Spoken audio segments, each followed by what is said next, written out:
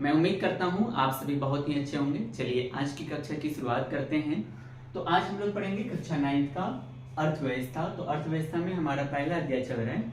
इसके 3 part already upload हो चुके हैं चैनल पर। अगर आपने नहीं देखा है तो उनको जाकर देखिए। आज हमारा चौथा पार्ट होगा और ये अंतिम है। तो इनके बाद से सिर्फ आपको प्रश्न उत्तर को सॉल्व करना है। तो हमारी अर्थव्यवस्था का अध्याय पहला चल रहा है, तो ध्यान रखना है कि ये हमारा पार्ट 4 है। ठीक है, ये हमारा पार्ट 4 है। और पार्ट 4 में हम लोग मूल रूप से संसाधनों के बारे में पढ़ चुके थे। किसी भी वस्तुओं का उत्पादन करने के लिए क्या क्या चाहिए वो सारा चीज हम देख चुके थे। एक बार मैं फिर से रिक्वेस्ट करूंगा कि अगर आपने वीडियो को नहीं देखा है तो आप पहले के वीडियो को जरूर देखिएगा। इस वीडियो को देखने के बाद तो आपको अच्छे से सभी चीज स्पष्ट हो जाएगा। तो अब जो बचा हुआ था, जो मुख्य चीजें थी, वो था वस्तुओं एवं सेवाओं का वर्गीकरण। हमने जो वस्तुओं के बारे में पढ़ा, जो हमने सेवाओं के बारे में पढ़ा था, तो इनका अगर वर्गीकरण किया जाए तो ये 2 रूप में मूल रूप से वस्तु और सेवाओं को हम लोग देख सकते हैं या पाया जाता है। पहला होता है उपभोग की वस्तु में। ठीक है, पहला क्या होता है? उपभोग की वस्तु में। और दूसरा होता है हमारा उत्पादक वस्तु में।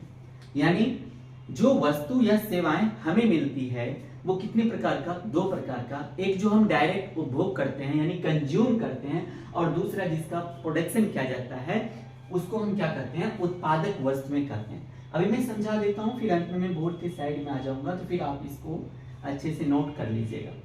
तो उपभोग की वस्तु में हम किसको कहेंगे? तो जिनका प्रत्यक्ष रूप से मानवीय आवश्यकताओं की पूर्ति के लिए किया जाता है, संतुष्टि के लिए किया जाता है, हम उसको कहते हैं उपभोग की वस्तु। प्रत्यक्ष मतलब क्या?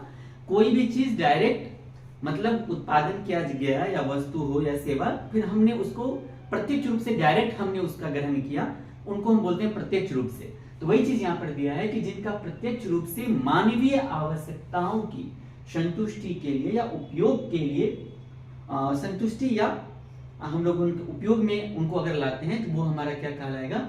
वो कहलाएगा हमारा उपभोग की वस्तु, जिसको हम इंग्लिश में क्या कहते हैं? Consumes good. ठीक है, या कंज्यूमर गुड्स।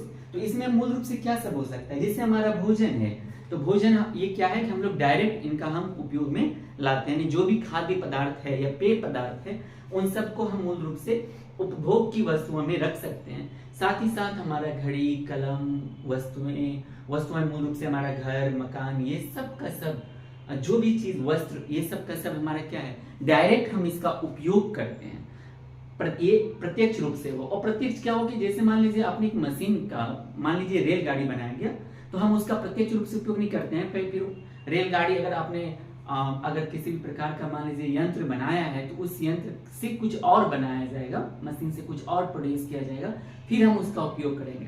तो वो इनडायरेक्ट हुआ। डायरेक्ट क्या हुआ? जैसे हमने खेतों में फसलों का उत्पादन किया तो हम उसका डायरेक्ट अप्रत्यक्ष रूप से हम उनका ग्रहण करेंगे। ठीक है, तो ये ध्यान में रखना है। उपभोग की वस्तु में उपभोग की वस्तु में क्या है या किसे कहते हैं? तो आप क्या लिखिएगा? जिनका प्रत्यक्ष रूप से मानवीय आवश्यकताओं की संतुष्टि के लिए उपयोग किया जाता है उसे हम उपभोग की वस्तुएं कहते हैं। जैसे खाद्य पदार्थ, पेय पदार्थ, कलम, वस्त्र, मकान इत्यादि, ये सभी का सभी क्या है? उपभोग की वस्तुएं।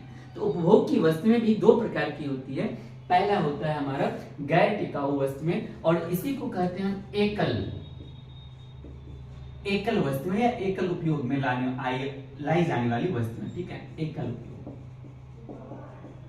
उपयोग से क्या मतलब हुआ? और दूसरा क्या होता है? टिकाऊ। यानी आप ऐसे याद रखिएगा, एक होता है उपभोग की वस्तु में 2 प्रकार का, एक होता है गैर टिकाऊ, दूसरा होता है टिकाऊ। गैर टिकाऊ का मतलब जिसका आपने एक बार उपयोग किया दोबारा उपयोग नहीं कर सकते हैं, वो हुआ हमारा गैर टिकाऊ। और टिकाऊ वस्तु का मतलब क्या हुआ? जो आप लंबे समय तक उपयोग कर सकते हैं, वो है आपका टिकाऊ। तो एकल वस्तु क्या किसको कहेंगे? अगर इसको परिभाषित करना हो या गैर टिकाऊ वस्तुओं को परिभाषित करना हो तो इनको आप बोलिएगा जिसका हम एक बार उपयोग में लाते हैं, वो है हमारा एकल वस्तु में या फिर गैर टिकाऊ वस्तु में।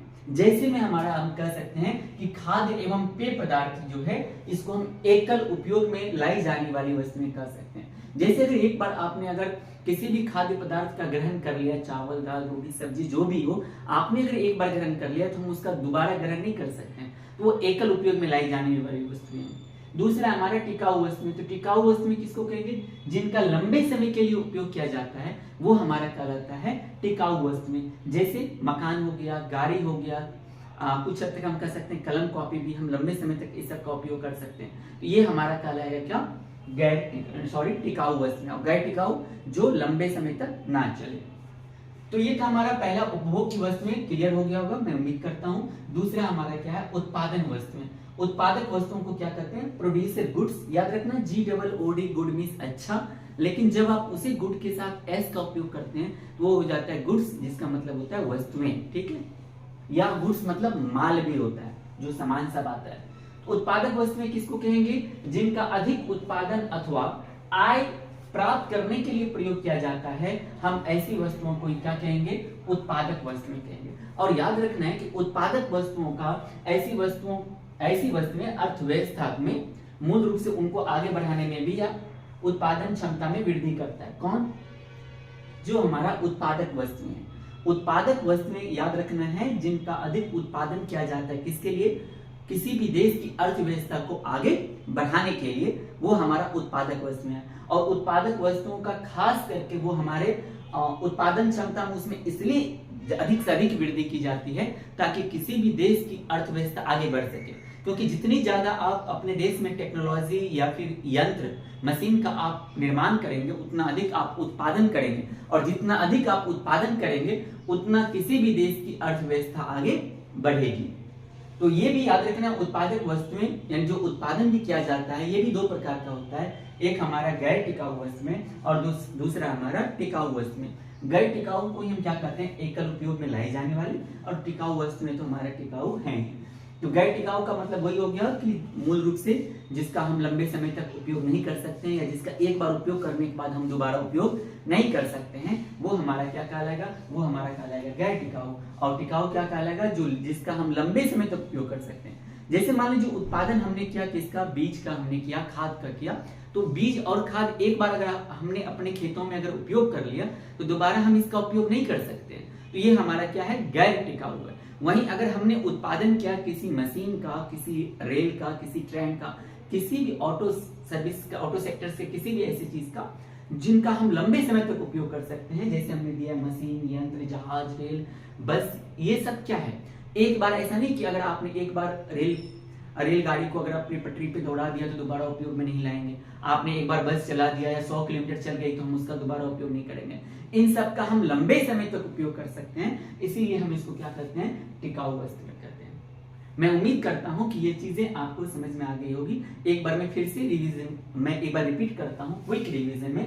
वस्तुएं एवं सेवाओं का वर्गीकरण। जो वस्तुएं हम उत्पादन करते हैं, जो सेवाएं दी जाती है, मूल रूप से दो प्रकार का। एक होता है उपभोग की वस्तुएं, दूसरा होता है उत्पादक वस्तुएं। उपभोग की वस्तुओं को भी दो वर्गों में। उपभोग की वस्तुओं का मतलब है जिसका हम प्रत्यक्ष रूप से डायरेक्ट हम अपने उपयोग में लाते हैं, मानवीय आवश्यकताओं की संतुष्टि के लिए डायरेक्ट यानी प्रत्यक्ष रूप से उपयोग में लाया जाता है, वो है उपभोग की वस्तुएं। ये दो प्रकार का। एक गैर टिकाऊ को ही एकल प्रयोग में लाई जाने वाली वस्तुएं कहते हैं। दूसरा होता है टिकाऊ, यानी जिसका आपने एक बार उपयोग किया दोबारा उपयोग नहीं करते हैं, तो वो है गैर टिकाऊ। जिसका लंबे समय तक उपयोग करते हैं वो है हमारा टिकाऊ वस्तुएं। उसी प्रकार से उत्पादक वस्तुएं, तो याद रखना उत्पादक वस्तुएं किसको कहेंगे? ऐसी वस्तुएं जिसका मूल रूप से उत्पादन किया जाता है आय को बढ़ाने के लिए। जब किसी भी देश में अधिक से अधिक उत्पादन किया जाएगा तो उस देश की अर्थव्यवस्था क्या होगी? बढ़ेगी। तो ये भी दो प्रकार का होता है। एक होता है हमारा टिकाऊ और दूसरा हमारा गैर टिकाऊ। गैर टिकाऊ का मतलब वो जिसका एक बार हम उपयोग करेंगे दोबारा उपयोग नहीं कर सकते हैं। ये सेम डिफिनेशन ऊपर वाले के जैसा ही है। और दूसरा हमारा टिकाऊ, जिसका हम एक बार उपयोग करने के बाद और लंबे समय तक उपयोग कर सकते हैं, उनको हम कहते हैं टिकाऊ वस्तुएं। तो मैं एक बार साइड आ जाता हूं, आप इसका एक बार वीडियो को रोक कर आप इसको लिख लीजिए। मैं उम्मीद करता हूं आपने इसको लिख लिया होगा। तो ये अध्याय हमारा होता है यहीं पर समाप्त। अब आपको इसका करना है रिवीजन। आप रिवीजन के तौर पर इसका सबसे अच्छा आपको ये टॉपिक कितना अधिक समझ में आया ये अध्याय, इनको समझने के लिए आपको क्या करना है कि आप प्रश्न को बनाने का प्रयास कीजिए। अगर आप प्रश्न को अच्छे से सॉल्व कर लेते हैं अपने शब्दों में, याद रखिए किताब की सहायता से नहीं, अपने शब्दों में अगर आप सॉल्व कर लेते हैं तो इसका मतलब ये अध्याय आपको समझ में आ गया है। अगर कहीं पर भी कोई डाउट रहता है तो आप अपने डाउट को कमेंट सेक्शन में जरूर लिखिएगा। मैं कोशिश करूंगा कि आपके डाउट को अगले वीडियो में मैं अच्छे से एक्सप्लेन कर सकूं। तो आज के वीडियो में बस इतना ही। देखते रहिए नॉलेजपुर के और सभी वीडियो को। मिलते हैं अगले वीडियो में, तब तक के लिए जय हिंद।